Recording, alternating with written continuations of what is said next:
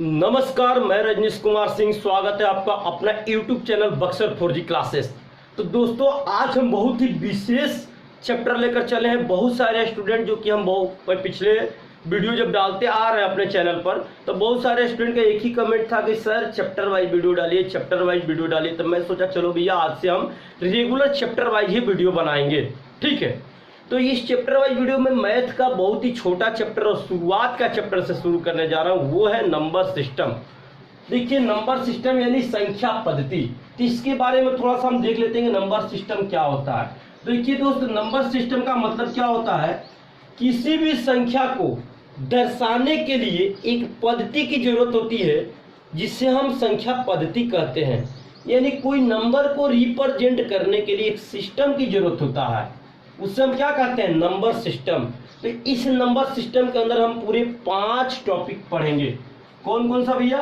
तो पहला हम टॉपिक पढ़ेंगे जो है वो है यूनिट डिजिट, इकाई अंक निकाले। दूसरा टॉपिक हमारा जो रहेगा वो है नंबर ऑफ जीरोज, यानी शून्यों की संख्या। और तीसरा टॉपिक हमारा रहेगा फैक्टर, यानी गुणनखंड।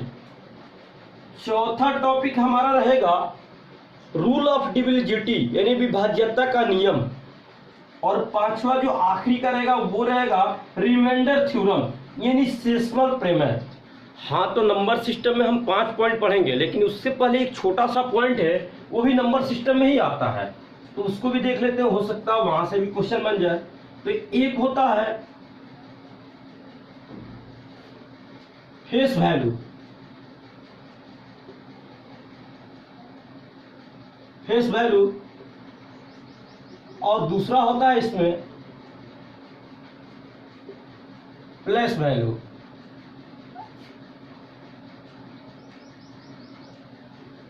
इसका मतलब क्या होता है? तो देखिए, फेस वैल्यू का मतलब होता है जातीय मान। फेस वैल्यू का मतलब होता है जातीय मान, और प्लेस वैल्यू का मतलब होता है स्थानीय मान। स्थानीय मान। अब इस पर थोड़ा सी हम बात को ध्यान देंगे कि जातीय मान और स्थानीय मान क्या होता है। तो जातीय मान का मतलब वो होता है कि जो दिखता है वही फेस वैल्यू कहलाता है। फेस वैल्यू का मतलब जो दिखता है वही फेस वैल्यू कहलाता है। तो जैसे एग्जांपल हम आपको बता रहे हैं, जो दिखता है वही फेस वैल्यू कहलाता है। तो कैसे होगा भैया? तो देखिए, जो दिखता है वही फेस वैल्यू कहलाता है।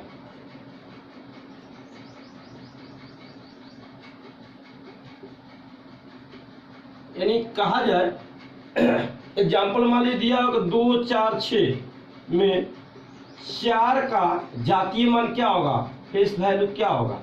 तो देखिए यहाँ पर क्या बोलेंगे, 4 का पूछा है ना, तो यहाँ से 4 को लाना है और यहाँ बाहर कर देना है, और सीधी सी बात बोलेंगे कि जो 4 है ना, इसका आंसर ये 4 हो जाएगा। देखिए एक और एग्जांपल, मान लो यहाँ पर दिया है 2, 8, 9, 15, 2। इसमें पूछेगा 9 का फेस वैल्यू क्या होगा, जातीय मान।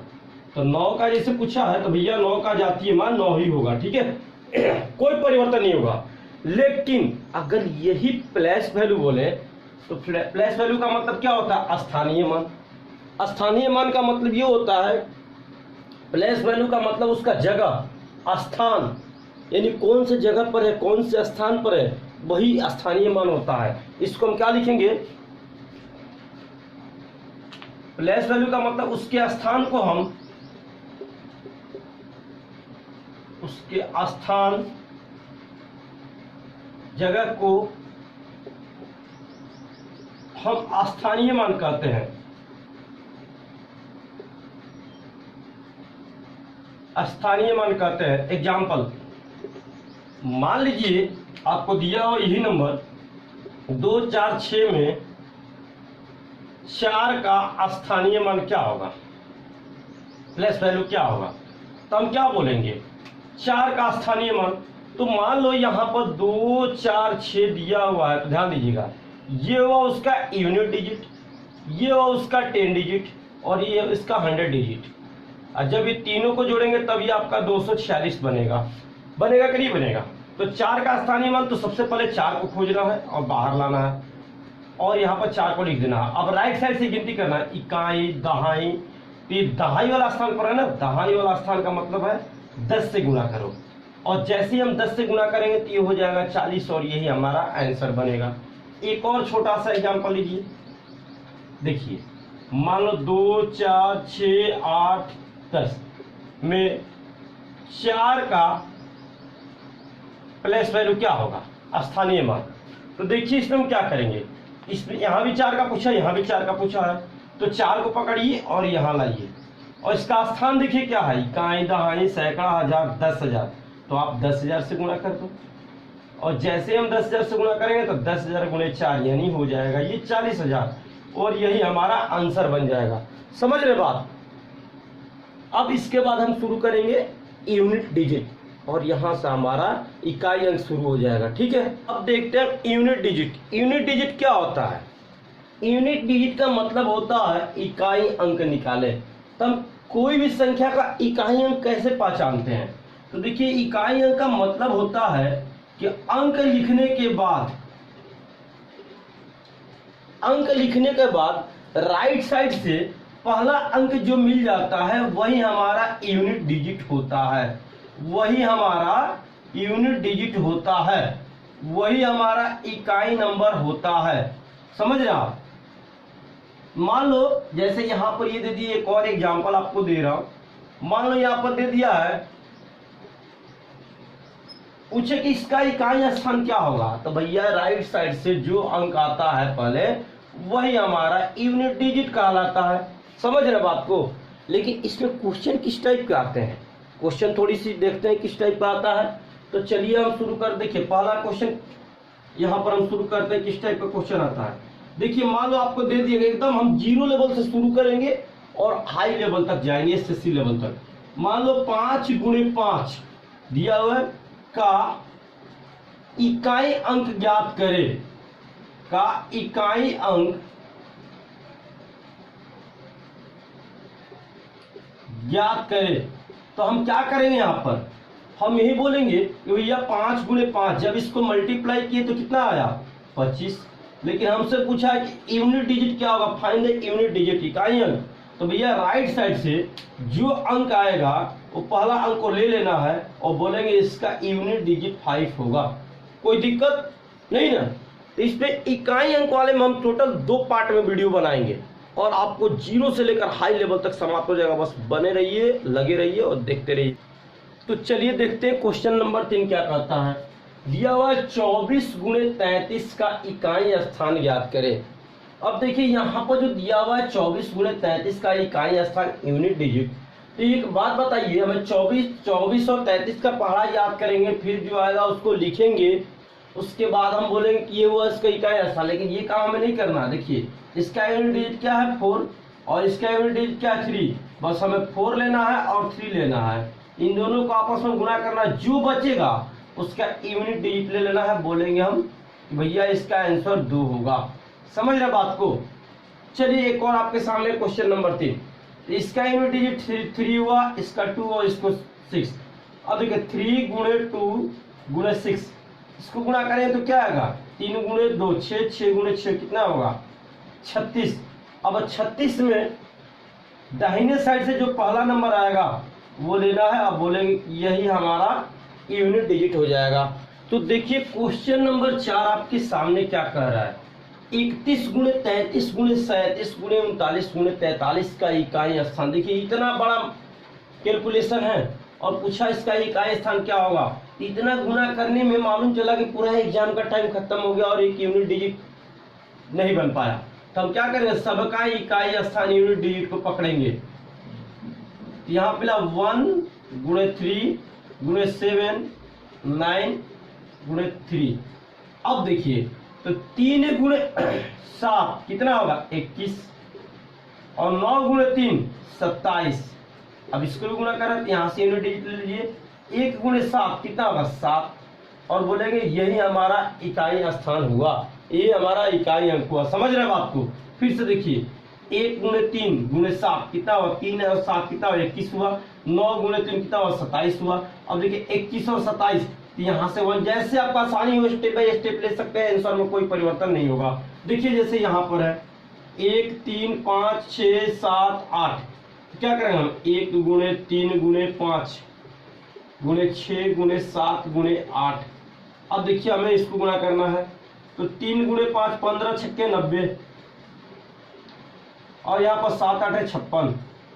अब देखिए इसको जैसे भी गुणा करेंगे तो क्या आ जाएगा, तो अगर हम इसको गुणा करते हैं तो आपको कितना आएगा, मान लो ये 5600 है, इसमें से 560 अगर माइनस कर लेते हैं तो हो जाएगा 0404, ठीक है 0405 इतना होगा, यानी अंत में क्या आएगा 0, तो इसका आंसर क्या बनेगा 0 बनेगा। लेकिन यहां से आपको एक बातें समझ में आएगा, बहुत ही बेहतरीन बातें।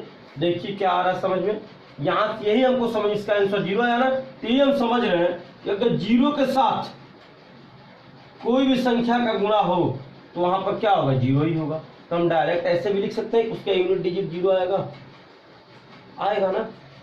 तो चलिए बात को समझते हैं और क्वेश्चन नंबर 6 की ओर चलते हैं।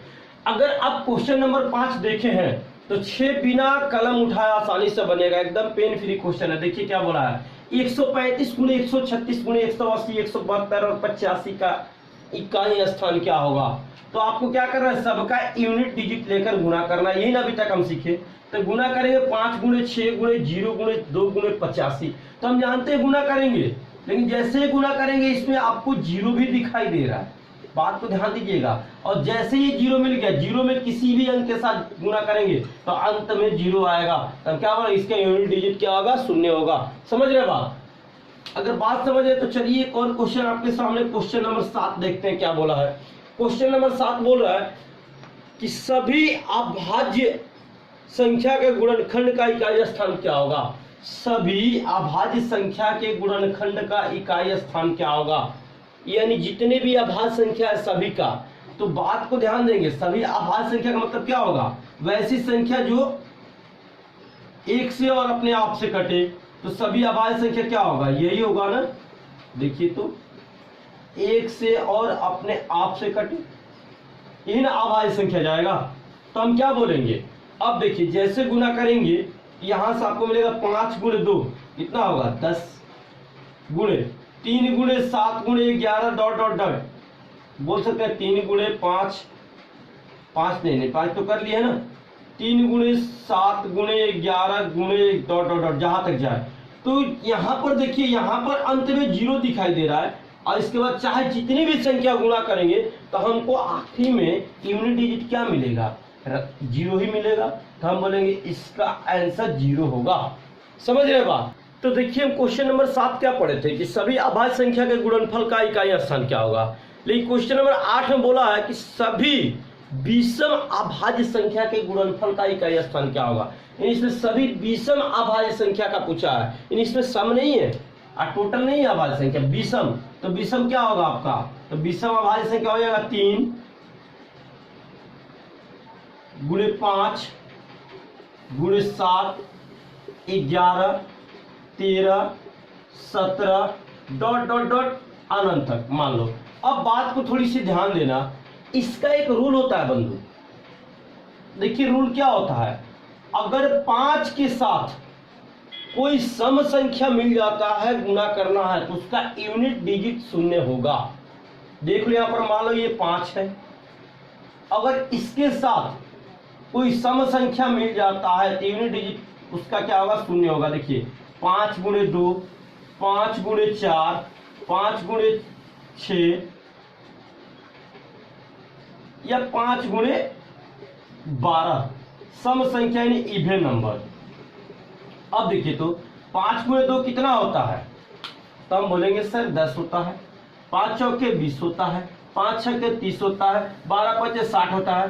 क्या सबका ये यूनिट डिजिट 0 दिखाई दे रहा है आपको, तो हम बोलेंगे हाँ जी सर। अगर 5 के साथ हम कोई भी सम संख्या के साथ गुणा करेंगे तो उसका यूनिट डिजिट 0 होगा। लेकिन वही 5 के साथ अगर हम कोई ऑड नंबर यानी विषम संख्या के साथ गुणा करेंगे तो उसका यूनिट डिजिट 5 ही आएगा। उसका यूनिट डिजिट 5 ही आएगा। देखिए ये 5 एकम 5, 5 3 15, 5 7 35 और 11 5 55, यानी कि देखिए सबका यूनिट डिजिट क्या आया है, 5 आया है। यानी हम साफ साफ ये बात कर सकते हैं, अगर 5 है उसके साथ कोई विषम संख्या हो और गुना करेंगे तो क्या होगा, उसका यूनिट डिजिट 5 आएगा। तो देखिए इसमें तो सम आपको दिखाई नहीं दे रहा है, वाले विषम दिखाई दे रहा है और साथ में 5 दिखाई दे रहा है, इसका यूनिट डिजिट क्या हो जाएगा, हम बोलेंगे इसका 5 हो जाएगा। हो जाएगा, होगा कि नहीं होगा, होगा बिल्कुल होगा। तो अब देखते हैं थोड़ा सा क्वेश्चन नंबर 8। और क्वेश्चन नंबर 8 देखिए, पहला क्वेश्चन हम 7 पढ़े थे कि सभी अभाज्य गुणनखंड संख्या का इकाई अंक क्या होगा। 8 पढ़े कि सभी विषम अभाज्य गुणनखंड संख्या का इकाई स्थान क्या होगा। लेकिन एक देख लेते हैं, सभी सम अभाज्य संख्या का गुणनफल का इकाई स्थान क्या होगा। ये छोड़िए, सभी सम संख्या का गुणनफल का इकाई स्थान क्या होगा।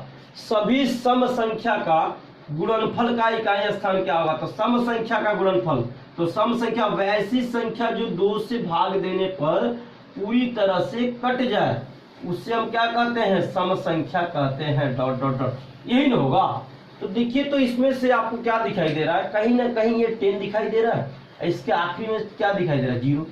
तो कोई भी संख्या हो उसको 10 के साथ गुणा करेंगे, चाहे जितने भी हो, तो अंत में तो 0 मिलेगा ना। तो हमारा यूनिट डिजिट क्या हो जाएगा, 0 हो जाएगा।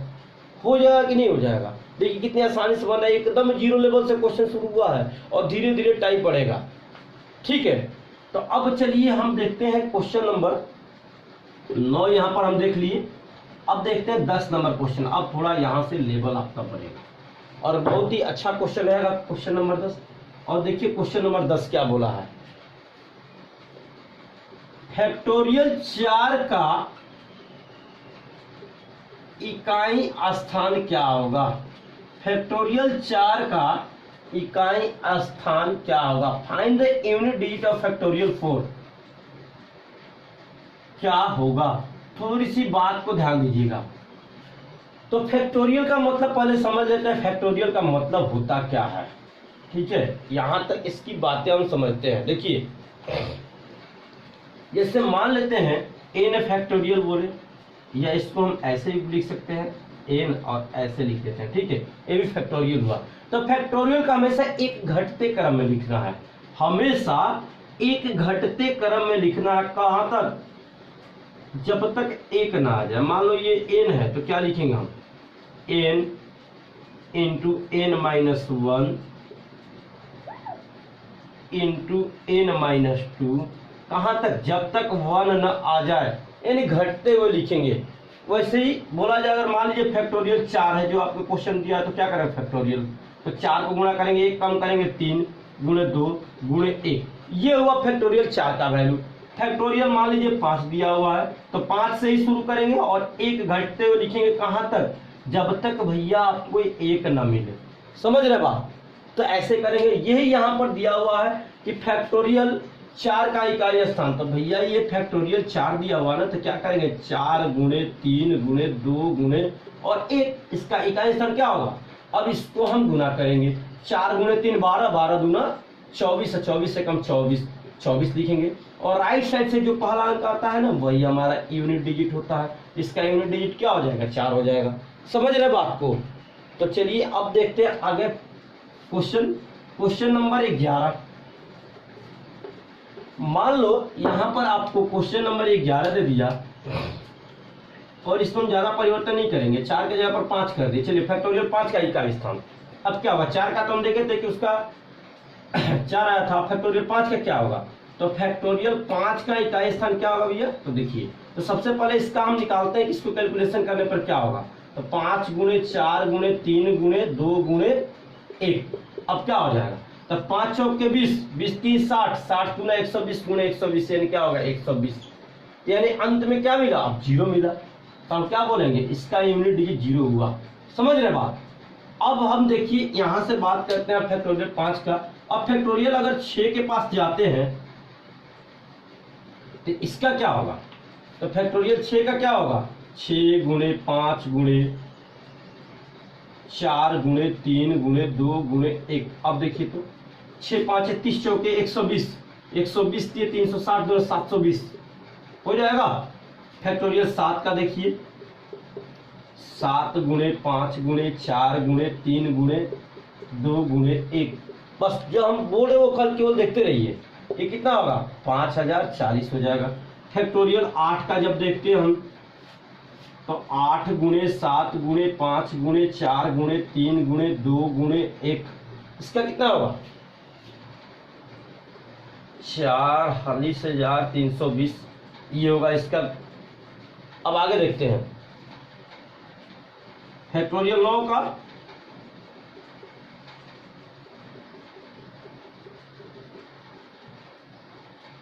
क्या हो जाएगा अगर गुणा करेंगे इसको, तो इसको गुणा करेंगे, तो हम यही कहना चाहते हैं कि फैक्टोरियल 5 के बाद अब जितने भी आगे हम फैक्टोरियल लेकर जाएंगे उसका यूनिट डिजिट हमेशा शून्य ही होगा। आप देख लो यहां पर आपको दिखाई दे रहा है, यूनिट डिजिट शून्य ही होगा। समझ रहे हैं? हाँ जी दोस्तों, आप देखते हैं क्वेश्चन नंबर 12 आपके सामने है। यहाँ पर दिया हुआ फैक्टोरियल 8, तो क्या हम फैक्टोरियल 8 को ऐसे लिख सकते हैं क्या, 8 गुणे फैक्टोरियल 7, इसे हम ऐसे भी लिख सकते हैं 8 गुणे 7 गुणे फैक्टोरियल 6, इसे हम इस प्रकार भी लिख सकते हैं 8 गुणे 7 गुणे 6 गुणे फैक्टोरियल 5। यानी साफ साफ यही हम बात कर सकते हैं, फैक्टोरियल 5 या उससे अधिक का जो भी फैक्टोरियल आ जाए, फैक्टोरियल 5 या 5 से आगे का सभी फैक्टोरियल का यूनिट डिजिट क्या होगा, शून्य होगा। यूनिट डिजिट क्या होगा, शून्य होगा, क्योंकि शून्य में कोई भी नंबर के साथ, शून्य इंटू सम नंबर, कोई भी नंबर के साथ जब गुणा करेंगे तो उसका शून्य ही होगा। समझ रहे बात? तो बस इसका हम 2 पार्ट में वीडियो बनाएंगे। ये था पार्ट 1, और एक और पार्ट आएगा जो यूनिट डिजिट आपका खत्म हो जाएगा। अब दूसरे पार्ट में आपको एक एक से अच्छे बेस्ट यूनिट डिजिट का रूल सीखने को मिलेगा। ठीक है, तो दूसरा पार्ट भी देखना नहीं भूलिएगा। और दोनों पार्ट जब अच्छे से देख लेंगे तो और कुछ नहीं करना है, यहाँ से पढ़ना है और कोई भी प्रीवियस क्वेश्चन लगाना है। ठीक है, चलिए दोस्त, आज के लिए इतना ही।